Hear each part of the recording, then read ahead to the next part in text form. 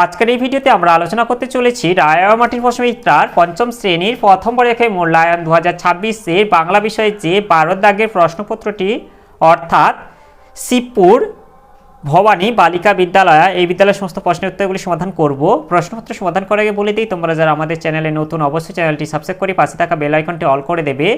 প্রথমে একের আগে আছে সঠিক উত্তরটি নির্বাচন করো। একের এক আছে থুতথুরে শব্দটির অর্থ, এটা হবে নড়বড়ে। এরপর একের দুই আছে মতিবাবু ছিলেন গ্রামের, এটা হবে জমিদার। একের তিন পাখির ডানা, এটা হবে শোঁ শোঁ শব্দ শোনা যায়। এরপরে একের চার বাড়িতে পোষা হয় এমন পাখির মধ্যে পড়ে না, এটা হবে কোকিল। এরপর একের পাঁচ আছে অ কিংবা অন্য স্বরধ্বনির পরে ছ থাকলে ছয় বদলে এটা হবে চয়চ্ছ হবে। এরপরে একের ছয় যেটা আছে নিচ যুক্ত অন্ত, এটা হবে নিজন্ত অর্থাৎ খয়টা। এরপরে একের সাথে এটা আছে ত যুক্ত ট, এটা হবে এই যে খয়টা তয়টা হবে। এরপরে একের আর যেটা আছে এটা এটি ওটা ওটি, এ সবই বস্তুর নামের পরিবর্তে বসে, একে বলে এটা হবে সর্বনাম।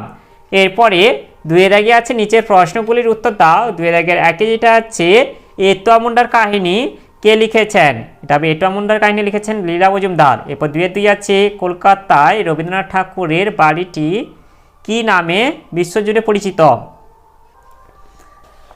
এই যে কলকাতা রবীন্দ্রনাথের বাড়িটি বিশ্বজুড়ে জোড়াসাঁকো ঠাকুর বাড়ি নামে পরিচিত।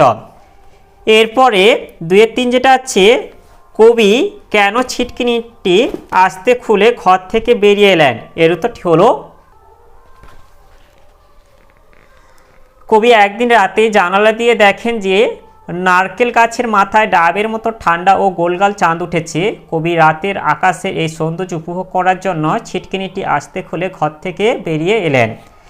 এরপরে দুইয়ের চার যেটা আছে বিমলা দাদা ও ভাই বেশি বেশি খাবার পাবে কেন, এর উত্তরটি হলো বিমলা ছোট ভাই বয়সে ছোট বলে এবং তার দাদা বয়সে বড় বলে বেশি বেশি খাবার পায়। আসলে বিমলার ধারণা হলো তারা দুজনেই ছেলে হওয়ায় বেশি বেশি খাবার পায়।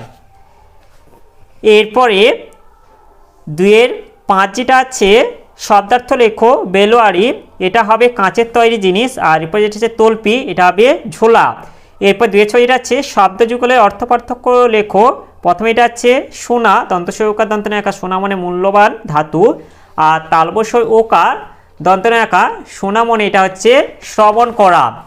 এরপরে দুইয়ের সাত যেটা আছে এলোমেলো বর্ণগুলি সাজিয়ে অর্থপূর্ণ শব্দ তৈরি করো। প্রথমে দুইয়ের সাথের একইটা আছে, এটা হবে সুবর্ণরেখা। এরপর দুইয়ের সাথে দুই যেটা হবে এটা হবে আজগুপি। এরপরে দুইয়ের আট যেটা আছে বাক্য রচনা করো নালিশ আর হচ্ছে ভোর।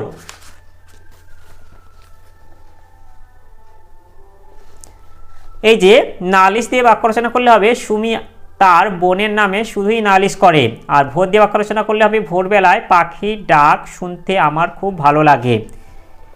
এরপরে তিনের দাগে আছে নিচের প্রশ্নগুলির উত্তর দাও। তিনের দাগে একইটা আছে এমনি করে সারা শীত দেখতে দেখতে কেটে গেল, কেমন করে সারা শীতকাল কাটলো, এরপর কি ঘটনা ঘটলো, এর উত্তরটি হলো আমরা এখান থেকে বলে দেব দুটি বুনো হাঁস দলছুট হয়ে লাদাখে জোয়ান শিবিরে আশ্রয় পায়। সারা শীতকাল তারা তাঁবুতে থাকে, তার মধ্যে একটি হাঁস ছিল আহত, সে উঠতে পারছিল না। আস্তে আস্তে তার ডানা সেরে ওঠে, সে একটু একটু করে উঠতে চেষ্টা করতে থাকে। তাঁবুর ছাদ অবধি উঠে সে আবার ধূপ করে পড়ে যেত। এইভাবে সারা শীতকাল কাটলো। এরপরে প্রশ্ন উত্তরটি হবে শীতকাল কেটে যাওয়ার পরে পাহাড়ের বরফ গলতে শুরু করে, চারিদিকে সবুজ ঝোপঝাড় দেখা যায়, ন্যাড়া গাছে পাতা আর ফুলের কুঁড়ি ধরে। এই সময় দলছুট হাঁস দুটি তাঁবু থেকে বেরিয়ে নিজেদের দেশে উড়ে চলে যায়।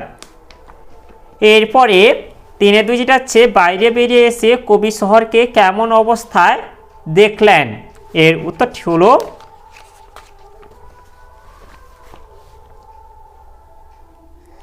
ঘর থেকে বাইরে বেরিয়ে এসে কবি দেখলেন শহর যেন থরথর করে কাঁপছে, সৌধ বা মিনারটা থমকে দাঁড়িয়ে আছে এবং পাথরঘাটা গির্জাটাকে যেন লাল পাথরের ঢেউয়ের মতো মনে হচ্ছে।